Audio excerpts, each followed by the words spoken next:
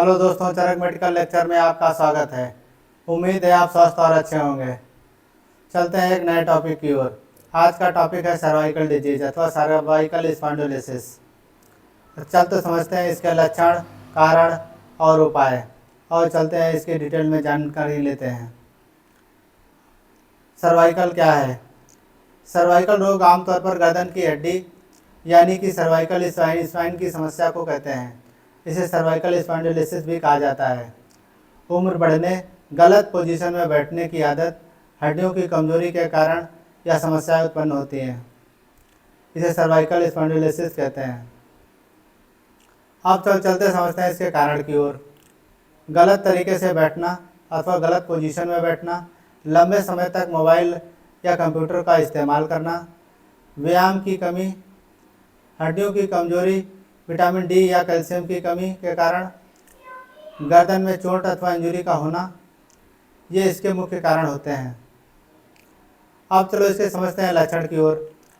गर्दन में दर्द और अकड़न का होना, नेक पेन एंड स्टीफनेस, सिर दर्द अथवा हेडेक का होना, कंधे और हाथों में दर्द, pain in shoulder and arms, हाथों में झुंझुनी या सुनसुनापन होना, टिंगलिंग और नमनेस इन हैंड, गर्दन घुमाने में दिक्कत होना, difficult in moving the neck. ये इसके थे लक्षण, ये उसके मुख्य लक्षण हैं।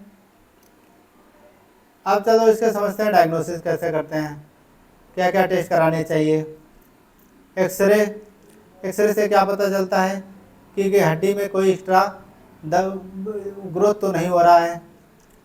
और MRI spinal cord and nerve पर दबाव की स्थिति देखने के लिए किया जाता है। सीटी स्कैन ये इसकी तस्वीर, स्पाइनल कार्ड और की डिटेल्स की तस्वीर देखने के लिए काम में आता है।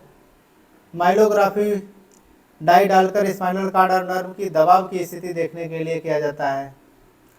अब इलेक्ट्रोमायोग्राफी यह नर्व की कंडक्शन की, नर्व की क्षमता को सेंसेशन वगैरह सिग्नल दे रहा है अथवा नहीं दे रहा है, इसको देखने के लिए, चेक करने के लिए किया जाता है। अब चलते हैं इसके ट्रीटमेंट की ओर। प्रेगावानिल एम बीडी सुबह शाम, निसी प्लस बीडी सुबह शाम, rapid gel for local application, calcium export OD मतलब ये दिन में एक बार, अपराइज D360 के 1 से वीक हफ्ते में एक बार लेना होता है। इसे विटामिन D3 का कैप्सूल भी कहते हैं। ये तो हो गया एलोपैथिक ट्रीटमेंट।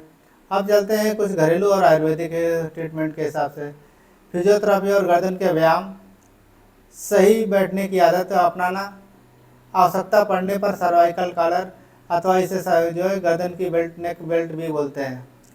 पर्याप्त मात्रा में विटामिन डी और कैल्शियम का लेना, आवश्यकता पड़ने पर सर्जरी की जरूरत भी पड़ सकती है। ये बहुत रेयर, लाखों और हजारों केसों में एक आध केस में होता है। अब चलो इससे समझते हैं बचाव की ओर। बचाव में क्या है?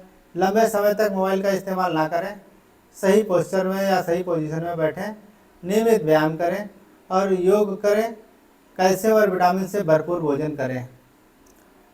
ऐसी विशेष जानकारी के लिए वीडियो को लाइक और सब्सक्राइब करें।